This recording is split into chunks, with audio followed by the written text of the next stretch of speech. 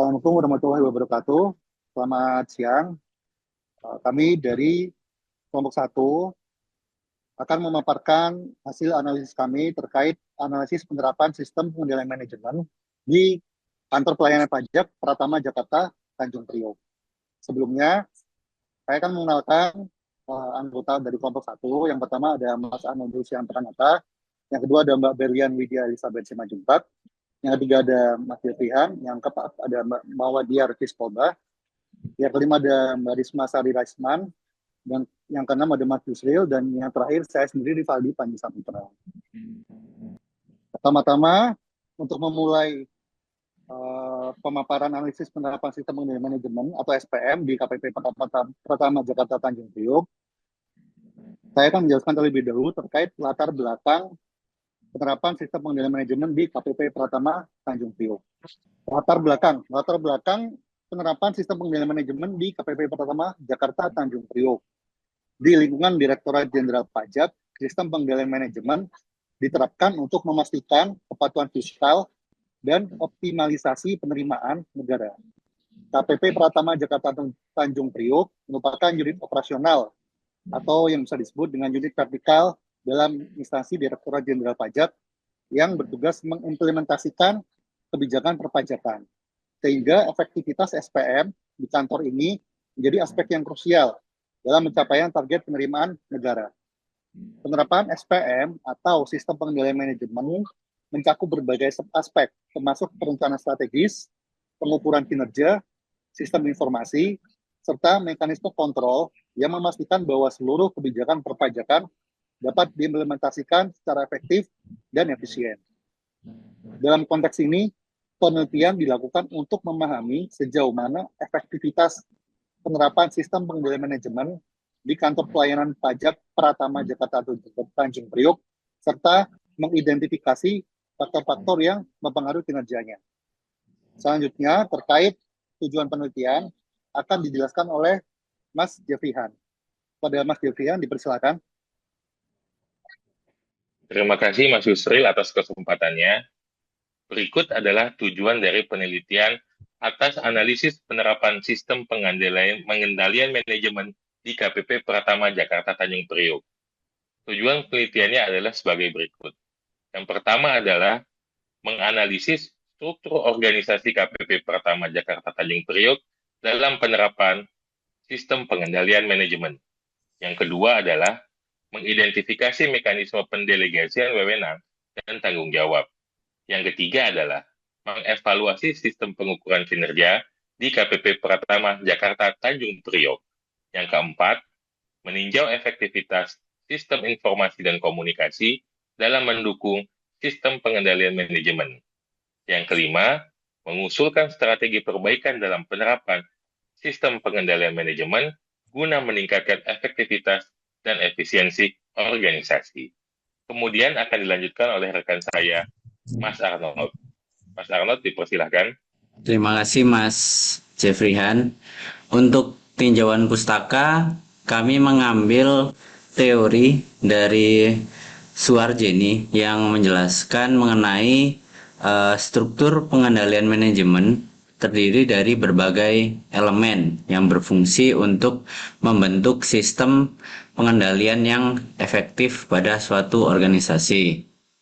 Ada 6 poin tentang elemen-elemen ini. Yang pertama yaitu struktur organisasi. Ini bertujuan untuk menentukan hubungan kerja, hierarki, dan aliran tanggung jawab dalam organisasi dan menciptakan koordinasi antar unit kerja agar tujuan organisasi bisa tercapai secara efisien. Lalu yang kedua ada pendelegasian wewenang, yaitu pembagian tanggung jawab kepada berbagai tingkatan manajemen untuk meningkatkan efektivitas operasional dan memastikan bahwa keputusan strategis dapat diimplementasikan dengan baik pada setiap level organisasi. Lalu yang ketiga yaitu pusat tanggung jawab. Penjelasannya yaitu menetapkan unit atau individu yang bertanggung jawab atas pencapaian target tertentu dalam organisasi dan melibatkan pusat biaya, pusat pendapatan, pusat laba, dan pusat investasi sebagai bagian dari sistem akuntabilitas kinerja. Lalu ada pengukuran kinerja, di mana pengukuran kinerja merupakan evaluasi kinerja organisasi dan individu berdasarkan indikator yang telah ditetapkan. Juga penggunaan alat seperti KIP atau Key Performance Indicators dan Balance Scorecard untuk menilai pencapaian target strategis. Dan yang terakhir, elemen yang kelima yaitu sistem informasi dan komunikasi, yaitu memfasilitasi aliran informasi yang akurat dan tepat waktu dalam organisasi, serta mendukung pengambilan keputusan berbasis data untuk meningkatkan efektivitas pengendalian manajemen. Selanjutnya, untuk hasil penelitian akan dijelaskan oleh Mas Mawadiar. Silakan Mas Mawadiar. Ya, selanjutnya adalah hasil penelitian. Hasil penelitian ini ada struktur organisasi. Pertama-tama saya jelaskan KPP Pratama Jakarta Tanjung Priok adalah salah satu kantor operasional di Direktorat Jenderal Pajak atau DJP. Kantor operasional ini menjalankan fungsi teknis, operasional, dan atau teknis penunjang. Kantor ini memiliki struktur yang sesuai dengan regulasi DJP. Pendelegasian tugas dilakukan mulai dari Kepala KPP hingga masing-masing seksi yang bertanggung jawab atas pengawasan, pelayanan, dan penegakan hukum pajak. Struktur ini memungkinkan alur kerja yang jelas dan koordinasi antar unit yang lebih baik. Sedikit saya jelaskan terkait struktur organisasi. Ya, dari yang paling atas yaitu struktur puncaknya, kantor pelayanan pajak dipimpin oleh kepala kantor berada di posisi paling atas sebagai entitas utama yang membawahi seluruh bagian di bawahnya. Selanjutnya ada subbagian umum dan kepatuhan internal dipimpin oleh kepala subbagian. Langsung berada di bawah kantor pelayanan pajak bertanggung jawab atas administrasi umum dan kepatuhan internal. Selain itu ada seksi-seksi dalam kantor pelayanan pajak.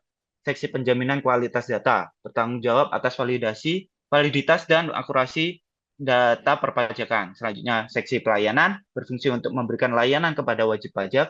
Selanjutnya ada seksi pemeriksaan, penilaian, dan penagihan atau P3 mengelola proses pemeriksaan pajak, penilaian aset pajak, serta penagihan pajak.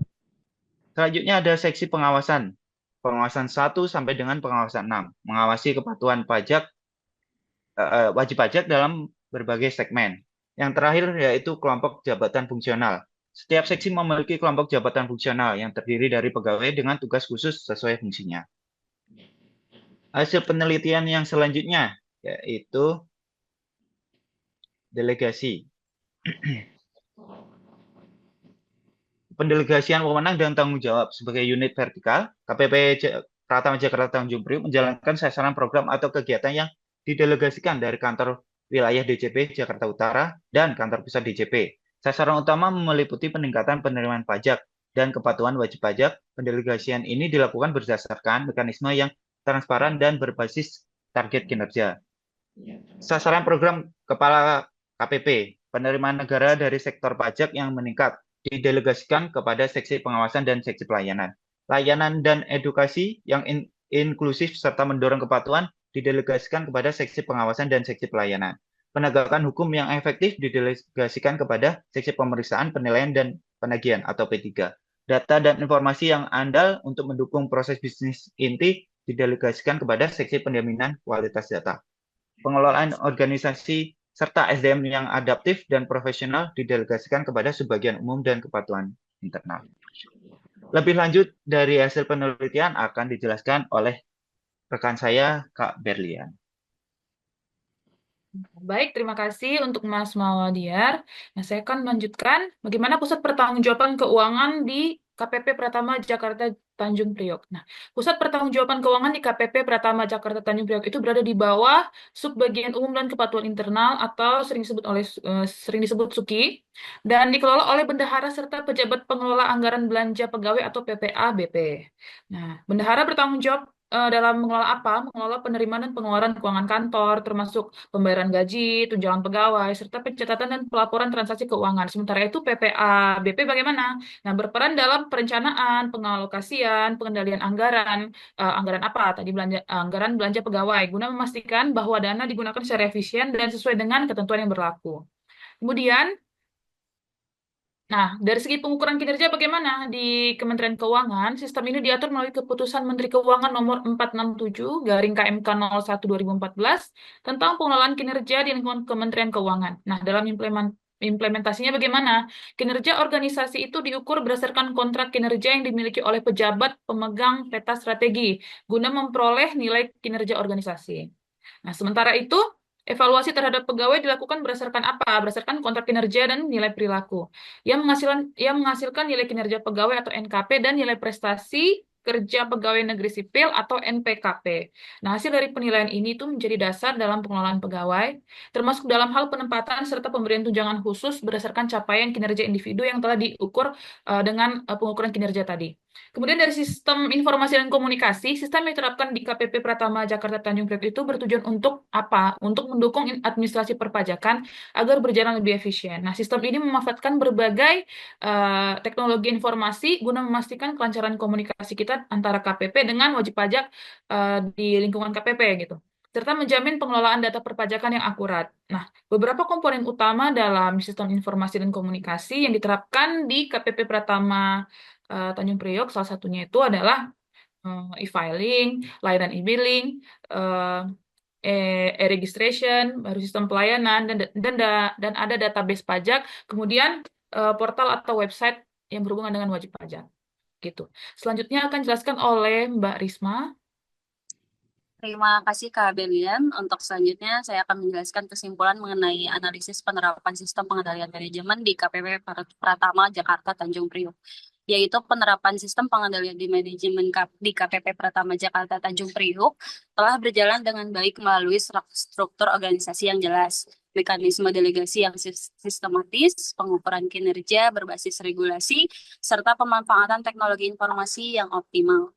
Namun, masih terdapat ruang untuk perbaikan dalam hal optimalisasi sistem informasi dan evaluasi kinerja pegawai.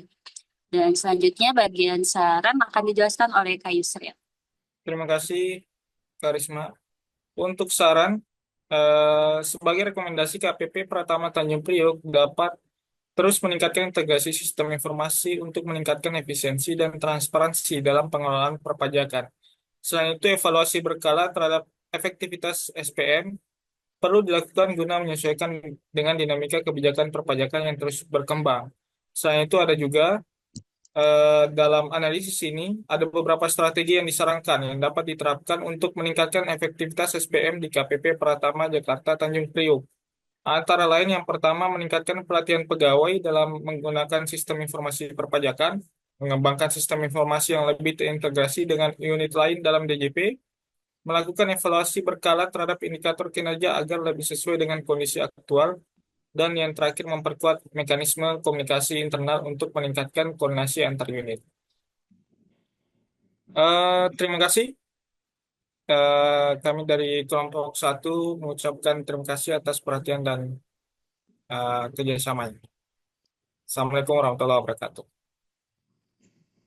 Salam. Salam.